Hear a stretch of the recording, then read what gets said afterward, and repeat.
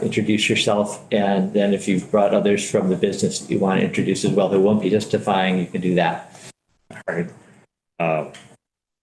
Yeah, I'm Trevor Allard from Allard Lumber down in Brattleboro. Yes, my father's over here, Cliff Allard, who I'm sure will chime in at various times while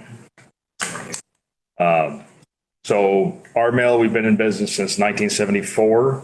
We saw around 10 million feet of mixed hardwood species, primarily hard and soft maple, with the more minor species being red oak, cherry ash, beech birch, mostly what's in the area. We have 4 now log procurement yards, West Pollock, Vermont, Royalton, Vermont, Bristol, Vermont, and Haverhill, New Hampshire. So we're procuring about twice as many logs we're sawing, so close to 20 million feet, so we can get the ones we want to be sawing and the ones that are the most profitable. Total company, we have close to 60 employees now, ranging from, we have 1 mechanized logging crew. We have a large number of foresters in our log procurement department, licensed foresters, and then the actual mill and office staff. So tagging on from what Sam and Jack have been saying about the logging, that's trickled down to affect us also. We came out of this past terrible winter and we said, well, we squeaked by. As long as we have a good summer, everything will be all right. And of course, that hasn't happened. We've basically had the mill on reduced hours the entire summer. And then getting down into September, we started dropping Fridays additionally on top of our already reduced hours. And we basically have nothing in the yard right now to saw. Challenges of, we saw 5,000 board feet in an hour. So for us to change over to one particular species, we need to have enough of it in the yard that we can saw and at least saw it for a few hours. We're up to, at some points now, doing 3 or 4 species changes in a day just to keep the mill running, keep everybody employed. Beyond just the lost time, the logs we're sawing are not particularly profitable for us because we're scraping everything that we can from all of our our trading yards, our concentration yards, which then have additional trucking costs on top of them. And we're basically bringing everything in that even looks like a log. Stuff that we should be sawing and making or selling and making a little money on it, selling it out of the procurement yards. We're instead bringing to the mill and sawing it and not really making money on it. But again, we have almost 60 people working for us. We have to keep them employed and make sure they get their hours in so they can keep going. So it's been a tremendous effect on us, really. I mean, just like any other manufacturer, the mill's set up for us to run at 95+% capacity all the time. That's when we're the most efficient. That's when the overhead makes the most sense and when we can make the most money at it. So that's kind of been what our summer has been like. And I mean, we're now at the point coming into January, our lumber shed is empty. There's nothing left in it to sell. We've been the inventory's been going down all summer as we've had the reduced hours. So even though now it looks like we might actually have a stretch here of some decent logging weather, it's going to take us quite a while. Some of those logs, when they come in, from the time it's sawn, goes through our dry kiln process, and then gets through our dry shed to a point where we can sell it. I mean, on a quick drying species, we might be able to get it through in 3 or 4 weeks, 2 weeks of drying, and then through all the processing. On a species like red oak, if we're sawing thick lumber, I mean, that's 3 months from the time the log's sawn to the time we can actually sell it. If we've accumulated enough for a kiln charge, because we can't dry all the mixed species together, it has to be stuff that's can be compatibly dried together. So those challenges are going to affect us into the spring of this year, just while we're trying to, even if we get great logging from now through the whole winter, which we're all hoping for, that's still going to be an effect for us going through into the first quarter, probably into the second quarter of this year. Trevor, can I just ask, and I want to keep an eye on the clock, could you give us a sense of who your customers are? Are they Vermont businesses? How are they being affected? Are they getting supplies elsewhere around the country? Because it's not just Vermont, obviously, that's experiencing the weather. Yeah, much of the hardwood market is export. So we sell to some businesses, particularly some of the lower grade material, things that are going into items like pallets. The other big one is the mill waste. So the chips and the sawdust and things like that come off the mill. It's become a really hot commodity now that we're going into winter, and because many of the operations that do chipping to feed the schools and other buildings, they don't have any chipwood in their yards yet because they haven't been able to buy it all summer. Same with most of the firewood processors. They just haven't been able to get anything. So we're having the phone ring off the hook. Everybody wants chips, but because we've had reduced hours, we don't have any chips to sell because we need them all to feed our boiler to dry lumber for us. So, I mean, a lot of the product goes, again, overseas, or a large amount of it's going into Canada. There hasn't been, which we would hope for, that corresponding shift in terms of the value of the lumber. That's just the way the market's been. It's been a tough lumber market the last year also, which has made it tougher to get through this because we can't just say, oh, we can just add 20% to the value of the lumber, right? Because we don't have any, but we really compete in a global market when it comes to lumber. So we just don't have that ability that it affects us that we can do that, fortunately. Let's get one more question. Representative Templeman. My question is kind of related. So it sounds like you're both involved in retail and wholesale. We don't really do much retail. Most of our sales are by the tractor trailer load. Mm-hmm. That's just been the nature of our business. The retail's a tough animal, so to speak. And I get asked that a lot about local supply. Well, why can't you supply more local secondary contractors here? And basically it's because they're not there. There's just not, for the volume of lumber that we're producing. I mean, we're the biggest hardwood mill in the state, but by mill standards for even the Northeast, if you include just like the state of New York, we're fairly small. Putting out 45,000 a shift versus, I mean, there's mills in New York, they're putting out 100, 125, 150,000 board feet in one single shift. And it's just, again, it's too much for that secondary market to handle in Vermont. There's just not a lot of, I mean, I think like Maple Landmark, who makes all the toys and stuff down there, I think Mike told me he buys one trailer load a year of lumber, or 1.5 of hard maple. But that's wonderful, but we will produce that in 3 hours.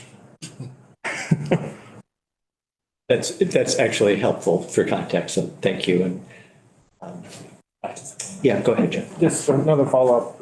How far does procurement sort of make sense with the economy? You know, would you start looking to the Berkshires or the Adirondacks or, White Mountains, or is it really a sort of local/regional business? We generally say within 100 miles, but because it's Vermont, 100 miles doesn't always mean it's a quick trip either.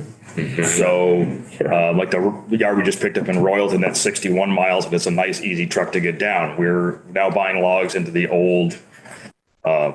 Johnson Bristol location, which is only 88 miles, but it's a hard 88 miles to get down here. So, and it depends what the logs are also. For a higher volume or something, or higher value log or something that we have a specialty on, we can haul it a little farther. But other logs, particularly if they're on the low grade side or if they're on the small side, I mean, we just can't. They basically have to come into the mill. Otherwise, we can't saw them because it's. So, I mean, a 60-mile truck like that, like the straight one, that's probably $85 a thousand. It adds to the cost of the logs to come in, which can be 20 or 30% additional cost on the logs, depending on what they are. So it's a problem. Everything has to come in pretty close. I mean, we're on the corner of 3 states down in Brattleboro. So obviously we're buying from 3 states and we get a little bit from New York, but not much just because you can't put a lot of logs on a truck. It'd be under 99,000. Well, thank you, Trevor, and thank you for waiting patiently. And now the next person who's been waiting patiently, Oliver, you want to come up?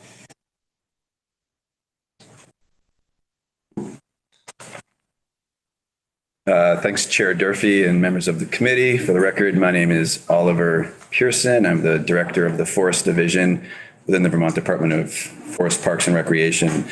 Here to really just make 2 points. One, to speak a little about the July storm impact and a survey we did to try to quantify those losses.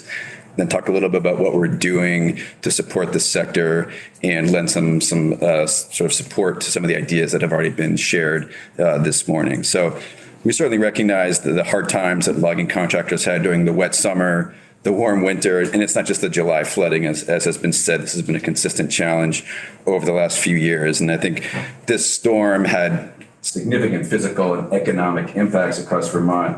The story for the forestry operations is larger. It centers around changing climate, needing programs to help adapt and mitigate the losses to the industry, and possibly provide support for complying with water quality regulations or implementing best management practices, in a manner similar to what the state is providing to the agricultural sector. So the storm happened. In response to that, we did do a survey of all the forest economy businesses and landowners that were willing to respond to try to quantify the economic damage from the storm. We had 90 survey respondents, and our data showed that the economic losses to the sector were almost $3 million from just the July 10th flood. We believe that to be a very conservative number. We think that's an underestimate. It didn't sort of chronicle all the losses from the entire wet summer or even the difficult conditions before in the winter, but it sort of shows you that the storm had a significant impact on the sector, and logging contractors were the biggest piece of that, with a loss of $1.8 million from the storm. And this was business interruptions, not being able to get into the woods because it's too wet.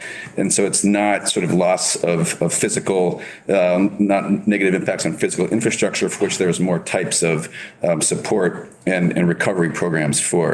So I think, had we really want to call out that if we look back, loggers would have been normally in the woods harvesting during this period, but they're professionals. They're following the water quality regulations, are doing their best to. So they stay at home, look for other things to do, as you've heard. And those that do get out, as you've heard, complying with the regulations is expensive. So there's a significant burden there.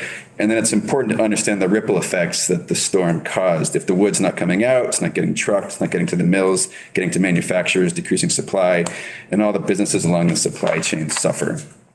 And then, as has been said, making the recovery more challenging for logging contractors. I would agree with what's been said. All the assistance programs offering recovery after the July storm were for physical damages and not for business interruption. The NRCS, Natural Resource Conservation Service, had one program that offered some assistance for forest lands, but that was for landowners to do things like rebuild roads, and didn't support contractors that were unable to work. So these challenges are real, and it's expected that this type of operations interruptions will continue, and forest access conditions will continue to be limited by wetter summers, warmer winters. And so in the Department of Forest, Parks and Rec, we're really thinking about how do we consider these challenges, how do we address these challenges going forward, and what can we do to support a vibrant forest economy in Vermont going forward. So as you know, we've been developing the Vermont Forest Future Strategic Roadmap. It's going to be available to the legislature very soon this month. And I think we've identified through that process that there is a need to support the industry in adopting resilient strategies to climate change. Some of those strategies are assisting forest products enterprises implement climate adapted practices, encouraging the installation of climate resilient infrastructure, promoting the use of logging equipment and techniques that reduce adverse impacts on soil and water quality, and implementing forest management research projects on state and municipal lands to make forests more resilient to the negative impacts of climate change. And there's some exciting projects going on that are going to achieve that. So an example of the first, encouraging the installation of climate resilient infrastructure, we've been lucky to receive clean water funds to sort of address any water quality challenges coming out of logging operations. And we've done things like support loggers with portable skidder bridges to minimize negative impacts on water quality as they move through their job. That's a really important program. We want to expand it, but we're somewhat resource limited on doing that now. And so some of the discussions we've had in Representative Lipsky and Representative Sims' bills might increase our ability to provide that type of support. We're also trying to identify what are the high priority areas for erosion, for water quality degradation, where we could focus on infrastructure improvements, both on state lands and on private lands, and working with the clean water service providers to do that on private lands, and working with our own resources to try to do that on public lands, on state lands. And so we're trying to scale that work up to create better conditions so that the logging contractors can actually get out. Dana mentioned this idea of using the Clean Water State Revolving Fund to provide low interest loans. the qualified loggers to purchase and use equipment that will have less of an impact on soils and negative impacts on water quality. And I would agree with what he said. We're looking into that. I think that if we can show that the demand is there and we can show that there's a clean water benefit, both of which I think we can, that's the type of program we can stand up and provide that financing to interested members of the sector to purchase those equipment. So it's something we're working on with DEC. And I think I'm optimistic we can get it into the intended use plan for the Clean Water State Revolving Fund by the midpoint of this year, so the funds can start to flow thereafter. I want to just acknowledge what Representative Lipsky said about one of the studies, the proposed economic impact and workforce availability study in this bill here that's on the wall. Oliver, I'm just going to cut you off. Sure. Just because we haven't had Oh, sorry. a chance Okay. as a committee have that bill introduced to us yet. And Yeah. really, it's probably not appropriate to be discussing it as we have. So, Understood. yeah, we'd Oh. be happy to hear any other thoughts that you have, though, from the department's perspective on the events that happened up to now. No, I think that's where we certainly corroborate what you've heard from the members of the logging sector vis-a-vis the negative economic impacts caused by the storm. We're using some of our existing programs to try to address that. And we're hoping to scale that up. And I think looking at the clean water funds, which have supported us up till now, and trying to build on the work that's been achieved to date, but scale that up will be really critically important going forward. And so we're in discussions with the Department of Environmental Conservation to try to achieve that. So I think I'll stop there and happy to take any questions. Okay, let me just see if there's any committee member questions first. And I have one question, but if nobody else does. I think it was Sam mentioned earlier that in theory, landowners, possibly loggers, were able to benefit from the BGAP funding based on wood that had been cut, logs that were on the ground. And I'm wondering if that actually happened at all, if you're aware of any loggers or landowners or. Yeah, I'm familiar with the BGAP program, but I'm not familiar with any specific examples of where members of the sector in the state were able to benefit from that. We have had applications for that NRCS program that I mentioned. Sam, go ahead. Mr. Chair, thank you. That was, as we examined all the BGAP opportunities, that was the one thread we could find where someone could apply, but I am not aware of a single landowner or logging contractor that applied for or received those funds. So it would have been very difficult to have provided a credible demonstration of the exact value. It would have been enormous effort to do that. But it was just one example we could come up with that people might be able to apply for. Thank you. Yeah. I see Mr. Allard has his hand up, and I don't know if you had a question or wanted. I'm going to add to Trevor's discussion. Didn't Yeah. do well. We missed a couple of things. You want to come up to the, you want to? Yes. When we had that rain this spring, it was just, I think it was late, very late, or whatever it was. The ground had just started to dry out and look pretty nice. We had 8 crews out logging. And the next day, we had none. We had, since there's several of them that were just, you couldn't even pick the equipment up and move it, it was so bad. And it was just dead stop. You know, while they're fixing the roads, putting patch it all back together. The town roads, so it'd be even more equipment. And the trucks, we have 3 trucks, we have 2 tractors, log truck, and one of them was set half the summer not working, not being worked, because it just didn't know how to do it. Just love it.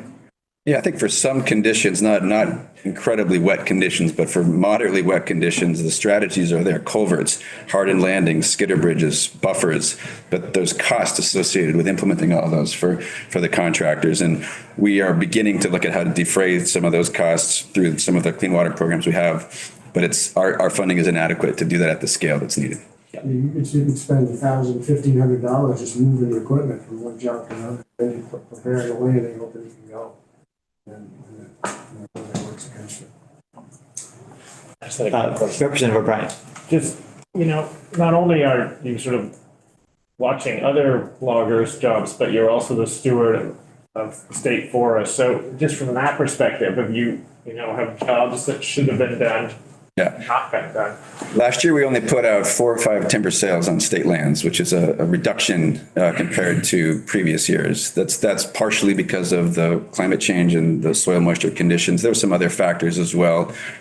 Our loggers spent a lot of time doing road erosion inventories last year because we were fortunate to get some ARPA funds to improve roads. So we had guys that usually cruise timber, looking at culverts and measuring road angles and that sort of thing. But we definitely were impacted by the wet conditions in terms of timber sales on state lands as well. And I think we look at the flood as a business interruption for state lands as well. And that impacts the small businesses that typically bid and sign contracts with the state to remove the timber, to harvest the timber and get that off our land. So it's certainly felt on state lands. And we have long-range management plans that you're probably aware of where we're a bit behind. I just say we're a bit behind schedule on implementation as a result.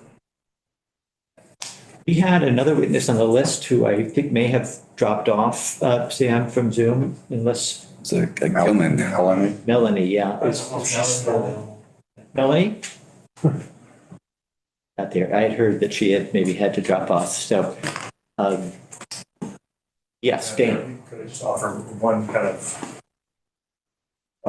expanded view of the economic impact numbers that Oliver found through their survey. So I think, Oliver, you mentioned 1.8 million directly to loggers. Directly to loggers, correct. And then about $5 million overall from what you know. Three. Yep. So through the University of Maine efforts that I mentioned when we did our economic impact studies, generally you multiply direct impact by 2.5 to determine the overall economic impact. That's direct, indirect, kind of all the way down through the chain. So if you take the numbers that Oliver mentioned, you multiply them by 2.5, and then you're extrapolating out that the logging community, only the logging community, is over $4 million. And you take that $3 million, and now you're up to about $7.5 million. So that's direct, but then you have to add that 2.5 indirect to get the overall economic impact. And now we're starting to talk about some real numbers, because remember, it's not just about wage replacement. It's also about what's spent on fuel, what is spent on that goes into the local stores, what goes in and then starts to circulate from everybody. So now you're talking about real numbers that I think impacts a lot more than just the wage replacement. Thank you, Sam. Thank you. And as Mr. Pearson indicated, the very conservative estimates of the survey. I contributed help with the survey questions, and one of the things is we looked at $100,000 as the max. We did brackets 10,000, 50,000, 75,000. Talked about 100,000. We debated $200,000 maximum amount of losses. It ended up at 100,000. That resulted in that $1.8 million. I know individual businesses that lost $400,000 in the month of July, logging contractors, and that's just the month of July. So when we talk about that being conservative, it's extremely conservative. And then if someone said I'm in the $25,000 to $50,000 bracket, we use the lower end of that to estimate. So it is a very conservative estimate. Is that, maybe you've already submitted that, but if you haven't, if the survey results are in the. Yep, I can leave it here. Yep. It's on our website as well. I'll leave it with the committee. Thank you. Okay, any other questions? We're at 12 or about at 12, so maybe we should stop there then. Committee's coming back at 1 this afternoon. We'll be continuing to talk about flood impact, but back on the agriculture side this afternoon. Thank you, everybody, for your time this morning. Thank you.